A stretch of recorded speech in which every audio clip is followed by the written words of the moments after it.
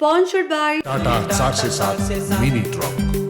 सन्तानको विश्वास आमा, आमाको विश्वास गरिमा, गरिमा विकास bank, access to all.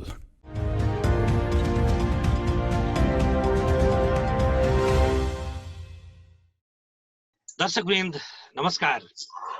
Corona विरुद्धको युद्धमा वास्तवमै सफलता हासिल गर्नुभएका हाम्रा स्थानीय सरकार प्रमुखहरू अबको बजेट मार्फत आम जनताको सपना, उहाँहरूको अपेक्षाहरूलाई कतिको सम्बोधन गर्न सक्नुहुन्छ, उहाँहरूका प्रयत्नहरू के हुन सक्छन्, हामीले यसैका लागि स्थानीय सरकारसँग बजेट बहस सुरु गरेका छौँ। आज हामी बागमती प्रदेशका 5 जना मेयरज्यूहरूसँग छलफल गर्दैछौँ। म आजको छलफल सुरु गर्न चाहे नवबुद्ध नगरपालिकाबाट। मेयर साहब, अब धेरै अपेक्षा छन् जनताको, यो अपेक्षालाई कसरी पुरा गर्न सक्नुहुन्छ? तपाईहरुको वास्तवमा यो त ठूलो चुनौती चाहिँ पनि छ। मेयर साहब, जनताले महसुस गर्ने गरी अबको बजेट कसरी आउँदैछ? तपाईहरुका महत्त्वपूर्ण कार्यक्रमहरू के हुँदैछन्? हामी बजेट बहसमा छौं। नवबुद्ध नगरपालिकाको सवालमा पहिलो, दोस्रो, तेस्रो र चौथो बजेट हामीले बनाइरहँदाखेरि विगतका अनुभवहरूलाई समीक्षा गर्दै योजनाहरू कसरी जाने भन्ने कुरोमा हामी लागिराखेका छौँ। अब मैले डाटाबेसमा गइनँ, यसपालिकै सवालमा जाने हो भने अत्यन्त असहज परिस्थितिमा हामी बजेट बनाइराखेका छौँ। त्यसैले यो बजेटलाई मुख्यतः हामीले स्वास्थ्य, शिक्षा, कृषिलाई र स्वरोजगारको कुराहरूलाई अघि बढाएर जानुपर्छ भनेर र वातावरण पनि जोडेका छौँ। त्यसैले यिनी कुराहरूको पेरिफेरीमा बसेर बजेट निर्माण गर्न हामी लागिराखेका छौँ। अब हिजोको अवस्थामा विकास भनेको बाटोघाटो मात्रै हो, विकास भनेको ठ्याक्कै रोजगार भत्काइदिने मात्रै हो भन्ने कुरो थियो भने यसपालि नवबुद्ध नगरपालिकाले एउटा नीतिमा तयार गरेको विषयवस्तु यहाँलाई बताउन चाहे। यो वर्ष डोजरको चाबीहरू मेरो नगरपालिकाले बन्द गर्ने छ भनेको छु मैले। किनभने डोजरलाई अघि बढाउने कुरोहरूमा जति हामीले भत्कायौँ, त्यो भत्काएको कुरालाई मात्र निर्माण गर्ने भन्ने कति छ भन्ने नदाखेरि पनि त्यो कुराहरूलाई अलि महत्त्वको साथ अघि बढाइएको छ। त्यसमा जनताहरूलाई परिचालन गरेर, युवाहरूलाई परिचालन गरेर रोजगारीको कामहरू अघि बढाउँदै उहाँहरूलाई काम दिने भनेर चाहिँ अघि बढिएको छ। कृषिमा विशेष योजनाहरू हामीले तय गरेका छौँ, पशुपालनमा विशेष योजनाहरू बनाएका छौँ र यो वर्ष 1100 हाम्रो 11 वडाहरू छन्। 11 वडाहरूलाई नै हेर्ने हो भने जम्मा 53 वटा बाटाहरू छन्। 53 बाटाहरूको दायाँ बायाँ सेडब्याक छोडेर हामी फलफुल खेतीको योजना बनाएका छौँ। अब खास गरेर अहिले हामी बजेटको अन्तिम अवस्थातिर छौँ, नीति कार्यक्रम बन्दैछ। यो पटकको बजेटमा चाहिँ कृषि र स्वास्थ्यलाई अलि बढी तपाईँको फोकस गर्नुपर्छ भन्ने मान्यता अनुरूप हामीले बजेट चाहिँ एक्सर्साइज गरिरहेको अवस्था छ। र त्यसमा पनि यो विदेशबाट आएका नागरिकहरू जो अहिले कोभिड-19 पछाडि घर फर्किनु भएको छ, तिनको देशको अर्थतन्त्रको निम्ति ठुलो भूमिका निर्वाह गरिरहनु भएको नागरिकहरू हो र उहाँहरू अहिले आफ्नो घर फर्किसके पछाडि बेरोजगार हुने समस्या एकदमै विकराल रूपमा बढ्दो अवस्थामा हामीले देशैभरि देखेका छौँ र त्यो मेरो नगरपालिकामा पनि त्यो अवस्था छ। र त्यसले गर्दा उहाँहरूको हामीले डाटा कलेक्सन गर्दैछौँ। उहाँहरूलाई पनि केही न केही कुनै काममा हामी क्षमता अनुसारको काममा जोड्ने चाहिँ नीति तथा कार्यक्रम पनि ल्याउँदैछौँ। र यी कृषिको निम्ति चाहिँ केही पकेट क्षेत्रहरू हामीले छुट्याएका छौँ, भैँसी पकेट क्षेत्र, गाई पकेट क्षेत्र, र त्यसलाई पनि थोरै भए नि हामी सम्बोधन गर्छौँ।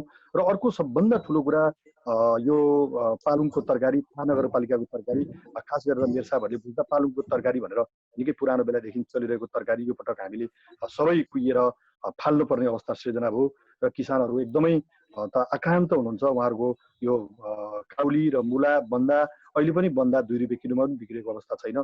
त्यसो भएको हुनाले अब यसको निम्ति के गर्न सकिन्छ भनेर हामीले निकै छलफल गऱ्यौँ। र अब आउँदो दिन यो कोभिड-19 नआए पनि मङ्सिर पुस अर्थात् चाहिँ त्यो हिउँदको तरकारी चाहिँ बजारमा एकदमै थोरै मूल्यमा बिक्ने र बिक्न पनि एकदमै कम बिक्ने भएको हुनाले ड्रायर सिस्टमबाट हामीले तरकारीलाई अगाडि बढाउनुपर्छ भनेर सानो सानो खालको 250 प्रतिदिन चाहिँ उत्पादन गर्ने किसिमको तरकारी सुकाउने ड्रायर मेसिन 3 वटा ल्याउने प्रोग्राम बनाएका छौँ। स्वास्थ्य क्षेत्रमा हाम्रो अहिले पिएचसी र 9 वटा स्वास्थ्य संस्थाहरू सञ्चालनमा छन्।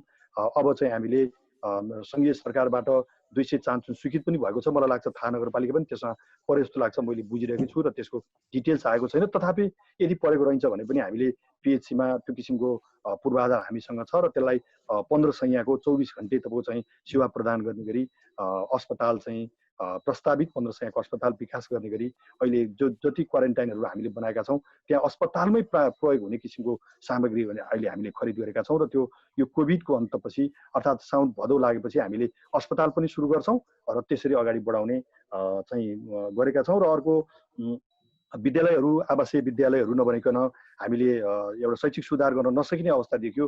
हिजोको दिन डाँडा डाँडा खोल्चा विभिन्न ठाउँमा धेरै नै विद्यालयहरू बनाइयो। मकान मात्रै थाहा नगरपालिका मात्रै 53वटा सामुदायिक विद्यालयहरू छन् र विद्यालयका विद्यार्थीहरू एकदम थोरै छन्। थोरै भएर पनि 15 जना विद्यार्थी भएको अवस्थामा पनि हामीले मर्ज गरेर यता ल्याउँदाको निम्ति ती 15 जना बालबालिकाहरू फेरि तपाईँको चाहिँ शिक्षा लिनबाट वञ्चित हुने अवस्था सृजना हुने भएको हुनाले हामीले त्यसलाई मर्जै गर्न सक्ने अवस्था अहिले छैन र त्यसो हुँदाले हामीले हरेक ठाउँ मर्ज गर्न सक्ने केन्द्र स्कुल यो पटक तोक्छौँ र त्यो केन्द्र स्कुलबाट मर्ज गर्ने स्कुलहरूको बाटो कस्तो छ भनेर यो पटक हामी मूल्याङ्कन गर्छौँ र त्यो बाटोहरूलाई आगामी सालबाट स्तरीकरणकोमा जोड दिन्छौँ।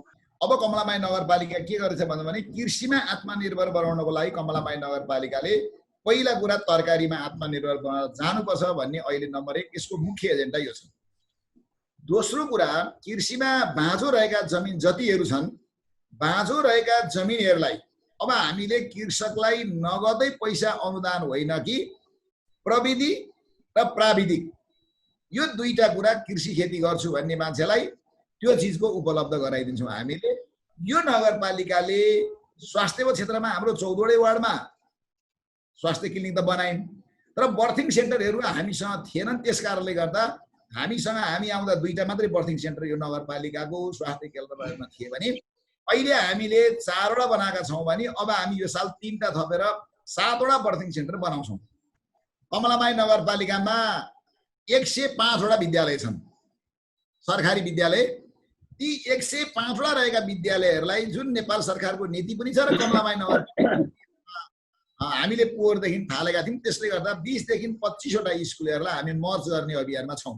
स्कुलमा कोही पनि बच्चाहरू आर्थिक अभावको कारणले गर्दा उनीहरूलाई ड्रेस भएन झोला भएन यी विविध कारणले स्कुलभन्दा बाहिर रहेका छन् भने यसको व्यवस्थापन नगरपालिका स्थानीय सरकारले गर्छ। अब रहेका मावि स्कुलहरूमा अहिले पनि नेट छैन, अहिले पनि लाइब्रेरीहरू छैनन् र मैले के भनेको छु भन्दा प्रत्येक स्कुलमा अब नेट हुनुपर्छ। प्रत्येक ठाउँमा ल्यापटप र प्रोजेक्टरबाट भिजुअल गरेर हामीले बच्चा बच्चीलाई पढाउनुपर्छ भन्ने अभियानमा कमलामाई नगरपालिका छ भने यो अभियानलाई आगामी बजेटमा हामी पुरा गर्छौँ। रोजगार अहिले एकदमै चर्चित विषय भनेको विदेशीबाट आउने स्वदेशमा रहेका युवाहरूलाई हामीले देशभित्र के गरी उनीहरूलाई अटाउने र देशभित्र उनीहरूलाई के गरी राख्ने भन्ने सवालको एकदम जटिल विषय छ। यसमा कमलामाई नगरपालिकाले के भनेको छ भने तपाईहरू कति लगानी गर्न सक्नुहुन्छ, तपाईहरूलाई एउटा निर्ब्याजी बिना धितो कमलामाई नगरपालिकाले बजेट लगानी गर्छ। 8 घण्टा ड्युटी गरेर खान पाइन भन्छ भने कोही मान्छे कमलामाई नगरपालिकामा आओस्, त्यो 8 घण्टा ड्युटी दिने काम नगरपालिकाले गर्छ। माडी नगरपालिकाले यो वर्षको बजेटलाई मुख्य मान्छेको स्वास्थ्यसँग केन्द्रित राखेर हामीले चाहिँ बजेट निर्माण गर्दैछौँ। हाम्रो माडी नगरपालिकामा भएको एउटा 15 शय्याको हस्पिटल छ, त्यसलाई वृद्धि गरेर अहिले हामीले चाहिँ नि आइसोलेसन वार्ड भनेर 30 शय्याको आइसोलेसन वार्ड हामी तयार गरेका छौँ र 2 शय्या चाहिँ नि आइसियु सञ्चालन गर्नको लागि विभिन्न व्यापारी संस्थाहरूसँग हामीले अनुरोध गरेर सामानहरू हामीसँग आइसकेको छ। त्यस कारणले गर्दा हामीले त्यो हस्पिटललाई थप वृद्धि गर्ने र त्यस पछाडिबाट चाहिँ नि 30 शय्याको हस्पिटल र 2 शय्या चाहिँ नि आइसियु सहितको व्यवस्थापन गर्ने र जो स्वास्थ्यसँग पहुँच नपुगेका यो माडी नगरपालिकाभित्रका अति विपन्न र विपन्न समुदायको पहिचान गरेर सबैको चाहिँ नि स्वास्थ्य बिमा गरिदिने, जसले गर्दाखेरि स्वास्थ्यको पहुँच जनतासँग नपुगेर मर्न नपरोस्, पहिला बाँच्न पाउनु पर्यो। त्यो रूपले चाहिँ हामीले सोचिरहेका छौँ भने यो नगरपालिकाभित्रका कुनै पनि जनताले उपचार गर्नको लागि चाहिने आवश्यक रगत जति चाहिन्छ त्यो ब्लड चाहिँ नि हामी निःशुल्क रूपबाट उपलब्ध गराउने र त्यस पछाडिबाट चाहिँ नि अति विपन्न समुदायको पहिचान गरेर कसैको चाहिँ नि यो 3 प्रकारका रोगहरूको लागि नगरपालिकाले प्रति चाहिँ व्यक्ति हामी 20,000 को दरले जस्तै क्यान्सर, मुटु र चाहिँ नि अनि मृगौला यो तीनटा रोगीहरूलाई हामी 20,000 रुपैयाँसम्म चाहिँ उपचारको लागि दिने। यसरी मूल रूपबाट अहिले हामी स्वास्थ्यमा केन्द्रित भएर हामीले हाम्रो प्रोग्रामलाई लिएर आएका छौँ। र त्यसको दोस्रो चिज हामीले बजेटको चाहिँ नि अहिले निर्माण गरिरहँदाखेरि हामीसँग विदेशबाट फर्केर आउने युवाहरू जो हुनुहुन्छ, गरिबीको कारणले विदेशका विभिन्न सहरहरूमा गएर त्यहाँ काम गरेर कमाउँदै गर्नुभएको र परिवार त्यसकै आश्रितमा भएर बाँच्नु परिराखेका जो युवाहरू फर्काउनु भएको छ, उहाँहरूलाई केन्द्रित गरेर माडी नगरपालिकाले आगामी आर्थिक वर्षमा युवाहरूको गर्न चाहेको जस्तै कृषिमा उहाँहरूले चाहिँ नि आधुनिकीकरण, वैज्ञानिकरण र व्यवसायीकरण गर्नको लागि सुरुवाती गर्ने कुनै पनि फर्म चाहिँ सञ्चालन गर्ने त्यो युवाहरूलाई हामी 0% ब्याजमा ऋण उपलब्ध गराउने, ब्याङ्कहरूबाट ऋण उपलब्ध गराउने भनेर हामी कृषि विकास ब्याङ्कसँग चाहिँ नि त्यसको कोअर्डिनेसन र वाणिज्य ब्याङ्कसँग हामीले कोअर्डिनेसन गरेर करिब हामी कुरो टुङ्गाएका छौँ। कृषिमा यो वर्ष चाहिँ नि फलफुल खेतीमा र माछा पालनमा, त्यस पछाडिबाट अर्गानिक खेतीमा विशेष ध्यान राखेर त्यो अनुसारबाट गरेका छौँ भने कृषि सम्बन्धी उद्योगहरू सञ्चालन गर्नको लागि माडी नगरपालिकाभित्र कसैले अब गाई भैँसीहरूको दानाको उद्योग अथवा चाहिँ नि खाद्यान्नको उद्योग, प्रशोधन लगायतका उद्योगहरू गर्ने युवाहरूलाई पनि 0% ब्याजमा उहाँहरूलाई चाहिँ हामी ऋण उपलब्ध गराएर चाहिँ नि कम्तीमा रोजगार चाहिँ सृजना गर्ने किसिमले हामीले अहिलेको बजेटमा त्योतिर चाहिँ हामीले अलि बढी केन्द्रित भएका छौँ। अब धुनीबेसी नगरपालिकाको पनि अहिलेको फोकस भनेको लगभग हामी एउटा कृषि प्रधान देश र धुनीबेसी नगरपालिका पनि एउटा कृषिमा उर्वर जमिन रहेको नगरपालिका हो। यो पहाडी नगरपालिका हो र यसमा समथरभन्दा पनि अलिकति भिरालो जमिनहरू पनि बेसी भएको हुनाले हामीले यसलाई चाहिँ फलफुल र तरकारीलाई नै बढी फोकस गरेका छौँ। त्यस सँगसँगै हामीले पशुजन्य बाख्रा पालनहरू, गाई पालनहरूको पनि प्रमोट गर्ने गरी हामी सुरुवात गरेका छौँ।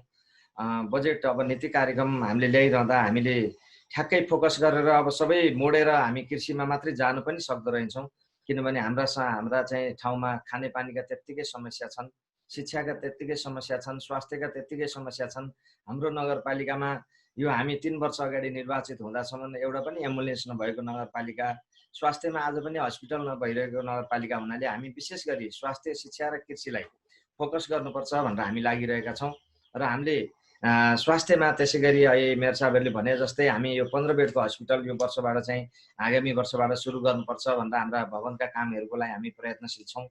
र यसै गरी हामीले शिक्षामा पनि केही सुधारहरू गर्नुपर्छ भनेर अहिले पनि कुरा उठ्यो। यो मर्चका विषयमा हामीले 2टा विद्यालयलाई मर्चिङको प्रोसेसमा अघि बढाएको, एउटाको चाहिँ अलिकति भूगोलको आधारमा हामीले थोरै विद्यार्थी भए पनि हामीले त्यसलाई मर्च गर्ने अवस्थामा अलिकति हामी जान सकेनौँ र एउटा विद्यालय हामीले यो वर्ष मर्च गरेका छौँ। त्यसै गरी अब हामीले शिक्षा सुधारको लागि हाम्रा चाहिँ विद्यालयहरूमा एकदमै माध्यमिक विद्यालयहरू हुने, निम्न माध्यमिक विद्यालय हुने, तर प्राथमिक टिचरहरूलाई अपग्रेड लगेर त्यही प्राथमिक टिचरहरूले नै शिक्षा प्रदान गर्नुपर्ने अवस्था जुन सिर्जना भएको थियो र हाम्रो गुणस्तरीय शिक्षाका हामीले नारा लगाइरह्यौँ, तर विषयगत शिक्षकहरूलाई चाहिँ हामीले त्यति ध्यान दिन सकेनौँ कि भन्ने हाम्रो बुझाइरह्यो। र नगरपालिकाले गत वर्षदेखि 27 जना चाहिँ माध्यमिक र निम्न माध्यमिक टिचरहरूलाई एउटा सरकारी स्केल बराबर तलब दिने गरी खुल्ला प्रतिस्पर्धाबाट योग्य टिचरहरूलाई छानेर हामीले त्यो शिक्षा सुधारको अभियान अघि बढाएका छौँ। विद्यालयको पहुँचबाट एकदमै टाढा, जान 4-5 घन्टा, आउन 4-5 घन्टा हिँडेर उहाँहरूको समय चाहिँ लगभग डेरा लिनको लागि पनि नसक्ने अवस्थाका निम्न आय भएका व्यक्तिहरूको लागि चाहिँ, विद्यार्थीहरूको लागि चाहिँ हामीले त्यो आवासीय विद्यालय सञ्चालन गर्ने गरी हामी चाहिँ स्वास्थ्य शिक्षाको सवालमा केही सुधारका कार्यक्रमहरू लिएर अघि बढिरहेको कुराहरू म जानकारी गराउन चाहन्छु। हामीले यसलाई चाहिँ व्यवस्थित कृषिमा लानुपर्छ, आधुनिक कृषिमा लानुपर्छ, प्रविधियुक्त कृषिमा चाहिँ हामीले जोड्नुपर्छ। निर्वाहमुखी किसानहरू हाम्रोमा प्रशस्तै हुनुहुन्छ, तर व्यावसायिक किसान उहाँहरूलाई बनाउनुपर्छ। सीमित किसानहरू हुनुहुन्छ व्यावसायिक, उहाँहरूलाई पनि प्रविधि छैन, त्यस कारणले यो खालले जानुपर्छ। हुन्छ मेयर साहब, एकदम धेरै धन्यवाद। म दोस्रो चरणको छलफलमा जान चाहे। तपाईहरू सबैले भन्नुभए अनुसार विशेष गरी रोजगारी र कृषिमा जसरी फोकस गर्दै हुनुहुन्छ, यी सबै कुरालाई सम्बोधन गर्न सक्छ अब तपाईहरुको बजेटले मेयर साहब? हाम्रो बजेटले नसक्ने भन्ने कुरा म भन्दिनँ। 8 घण्टा ड्युटी गरेर खान पाइन भन्नुभयो भने म बाटोमा आउनुहोस्। 8 घण्टा ड्युटी दिन्छु, ड्युटी अनुसारको दाम पनि दिन्छु। तर ड्युटी नगरेर बेरोजगार भयौँ भनेर दिनभरि क्यारी बोर्ड खेल्न तपाईँको, अनि बेलुका खोर्सानीमा के अरे प्लास्टिकमा खोर्सानी बोकेर बेलुका तरकारी बोकेर मान्छेले म बेरोजगार भनेर म पत्याउँदिनँ सर। बारी मान्छे बाँझो राख्ने, जमिन बाँझो राख्ने, अनि बाँझो जमिन राखेर चाहिँ रोजगारी दियो भनेर हिँड्ने कुरा हो सर तपाईँको। त्यसले गर्दाखेरि हामी नेपालीको पहिला चेतना स्तरमा वृद्धि गर्नुपर्छ। विदेशबाट जति मान्छे आउनु भएको छ तपाईँ खेतीमा लाग्नुहोस्, बिउ चाहिन्छ म ल्याइदिन्छु, मल चाहिन्छ मेरो व्यवस्थापन गरिदिन्छु, प्राविधि दिन्छौँ। 65% भन्दा बढी किसान कृषि पेसामा तपाईँ आश्रित हुनुहुन्छ नागरिकहरू, र एकदमै थोरै थोरै जो जीवन निर्वाह पनि नहुने गरी अब अन्य उपाय पनि छैन, विकल्प पनि छैन। 5 रोपनी जग्गा 3 रोपनी जग्गामा खेती गरेर त्यसलाई सबभन्दा बढी उत्पादन केमा दिन सकिन्छ, मोल ओइराएर हुन्छ कि बढी खेती गरेर काम गरेर हुन्छ कि भन्ने ढङ्गले तपाईँ चाहिँ खेती चाहिँ एउटा चाहिँ कृषि पेसा अगाडि बढेको अवस्था छ। त्यसलाई निराकरण नै गर्ने हो र यसलाई आत्मनिर्भर बनाउने हो, मुलुकलाई आत्मनिर्भर बनाउने हो। जो किसान हो ऊ आफै पनि तपाईँ चाहिँ यो कृषि पेसाबाट पनि मैले सुख पाउन सक्छु, समृद्धि पाउन सक्छु भन्ने हो भने यसलाई चाहिँ ठुलो ठुलो तपाईँ एरियामा चक्लाबन्दी खेतीको रूपमा नलगेसम्म यो समाधान हुँदैन। मेरो चाहिँ कुरा के हो भने मान्छे सबै नागरिकलाई उहाँहरूको इच्छा के हो, किसान गर्ने इच्छा भएको मान्छेलाई चक्लाबन्दीमा खेती गर्न दिन सक्ने अवस्था हामीले सृजना गरिदिन सक्यौँ। उहाँहरूलाई तपाईँ चाहिँ प्राविधिक पनि दिन सकिन्छ चक्लाबन्दी खेती भयो भने। अहिले त एउटा किसान होइन, जति नागरिक हो त्यसको तपाईँ चाहिँ सबै घरमा किसान हो। त्यसले गर्दा बाख्रा 2टा पालेका छन्, 5 रोपनी खेती गरेका छन्, त्यसको विकल्प पनि छैन। त्यसले गर्दाखेरि सबैका पुर्याउन सक्ने अवस्था पनि रहेन। हामीले विश्वास त योभन्दा अघिल्लो आर्थिक वर्षमै दिलाइसकेका छौँ, किनकि हामीले किसानलाई माडी नगरपालिकाले 11.5 करोड रुपियाँ 4% ब्याजमा अनुदानमा चाहिँ हामी सहकारीहरू मार्फतबाट उपलब्ध गराएका छौँ। त्योभन्दा माथिको ब्याज दर हामीले नगरपालिकाले तिरेका छौँ। र यसरी अहिले हाम्रो माडीबाट विस्थापित भएर भरतपुर महानगरपालिकातिर जानुभएका युवाहरू यहाँ बाख्रा पालन व्यवसायको लागि, तरकारी खेती व्यवसायको लागि, लोकल कुखुरा पालन व्यवसायको लागि, माछा पालन व्यवसायको लागि सुरुवाती गर्नुभएको छ। र त्यस्तै गरेर एनआरएन चाहिँ जस्तो संस्थामा चाहिँ भएर विदेशमा हुनुभएका युवाहरू आएर माडी नगरपालिकामा 50 बिघा जग्गा हामीसँग लिजमा लिएर उहाँहरूले एग्रो टुरिज्मको कामको सुरुवाती गर्नुभएको छ। र अहिले हामीले यो वर्षको बजेटमा चाहिँ प्रदेश सरकारसँग अनुरोध गरेर माडीलाई चाहिँ अर्ग्यानिक खेतीको एउटा पकेट क्षेत्रको रूपमा यसलाई चाहिँ विकास गर्ने र यसलाई रिसर्च सेन्टरको रूपमा विकास गर्नको लागि हामीले एउटा प्रपोजल पठाएका थियौँ। त्यसलाई प्रदेश सरकारले आफ्नो नीति तथा कार्यक्रममा र बजेटमा पनि समावेश गरेको छ। र त्यो काम गर्नको लागि हाम्रो वैदेशिक रोजगारमा गएका युवाहरू, अस्ट्रेलियातिर भएका युवाहरूलाई लिएर आएर हामीले यहाँ त्यो चाहिँ कामको सुरुवाती गरेका छौँ। र उहाँहरू जग्गा अहिले सङ्कलन गरेर समूहहरू बनाएर उहाँहरू कामको सुरुवाती गर्नुभएको छ। केन्द्र सरकारले न्यूनतम समर्थन मूल्य तोकिदिनुपर्छ। किसानको समर्थन मूल्यमा यदि किसानले लिएर आएर दिन्छ भने हामी त्यसलाई व्यवस्थापन गर्छौँ। कम्ती पनि 5-6वटा चाहिँ पालिकाहरूको बिचमा एउटा चाहिँ प्रशोधन केन्द्र सञ्चालन गर्नुपर्छ। त्यो भयो भने हाम्रा तरकारीहरू कुनै पनि खेर जाँदैनन्, हरेक चिजको विकल्प छ। यो अब हामी पालिकाले होइन, यो चाहिँ एउटा प्रशोधन केन्द्रको रूपमा केन्द्रले लानुपर्छ भन्ने मेरो बुझाइ हो। अब अनुदान चाहिँ कृषि सामग्री कम्पनीलाई होइन, साल्टेनलाई होइन, किसानलाई दिनु पर्यो अनुदान। मल प्रतिस्पर्धामा आउनु पर्यो र 12 महिना जनताले चाहिँ चाहेको बेलामा आफ्नो तरकारीलाई, धानलाई, मकैलाई मल हाल्न पाउनु पर्यो। म नवबुद्ध नगरपालिकाका मेयर साहबतिर जान चाहे।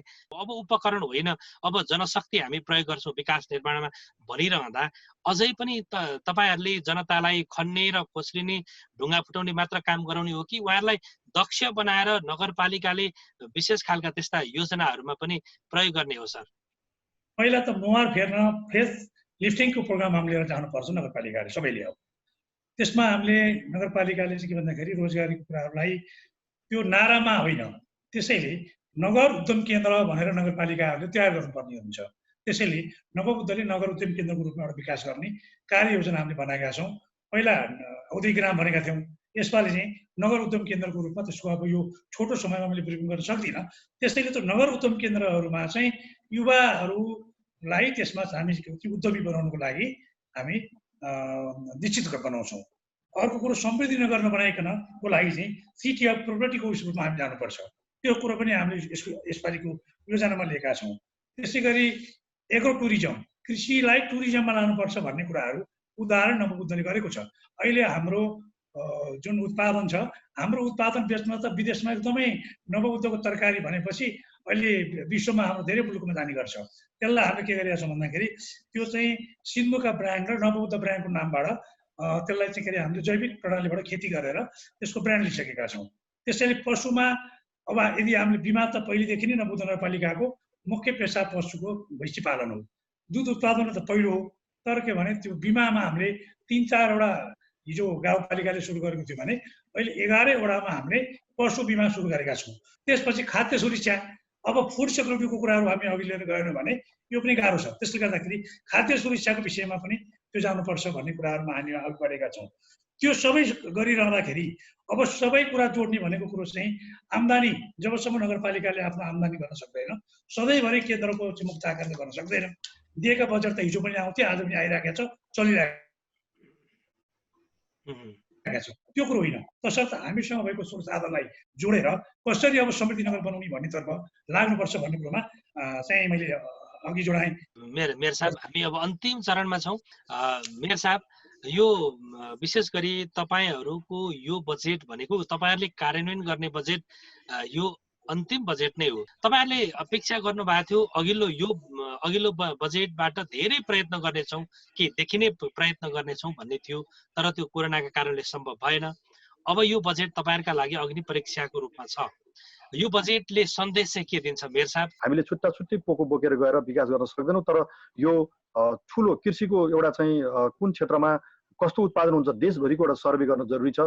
हामीले सबै क्षेत्रमा सबै खाले आफ्ना किसिमले लैजाँदा मुलुकले त्यो चाहिँ एउटा जुन अपेक्षा गरेको उन्नति प्रगति र तपाईँको चाहिँ उत्पादन लिन सक्दैन। त्यसले गर्दा एउटा पकेट क्षेत्र, जुन क्षेत्र जडीबुटीको निम्ति तपाईँको राम्रो हुन सक्ला, कुनै क्षेत्र तरकारीको निम्ति राम्रो हुन सक्ला, कुनै क्षेत्र अन्नबालीको निम्ति राम्रो हुन सक्ला, त्यस किसिमले सङ्घीय सरकारले कार्यक्रमहरू ल्याइदिएर अनि त्यसलाई चक्लाबन्दीको रूपमा हामीले चाहिँ विकास गर्न सक्यौँ र ती चक्लाबन्दी भन्दा बाहेकका नागरिकलाई हामीले उहाँहरूको अपेक्षा अनुसारको अन्य कामहरू दिन सक्यौँ भने पक्कै पनि मुलुकले समृद्धि फेला पार्नलाई त्यति समय त्यति धेरै टाढा जानुपर्छ भन्ने मलाई लाग्दैन।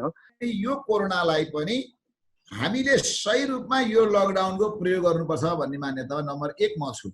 यसले एउटा दुईटा कुरा राम्रो के ल्याइदियो भन्नुला भने मलाई राम्रै भन्छु। हामी विदेशमा रहेका जनशक्तिलाई नेपाल आओ भन्न नपर्ने भयो, अब आएका जनशक्तिलाई मात्रै रोक्न सके भयो।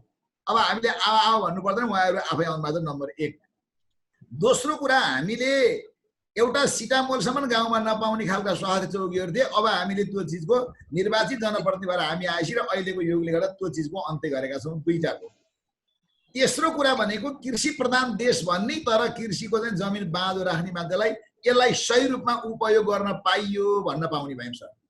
अर्को भनेको शिक्षा क्षेत्रलाई यो बेलामा अहिले जुन एउटा नेपाल सरकारले ल्याएको छ यसलाई मर्ज गरेर व्यवस्थापन गर्न सकिने भयो।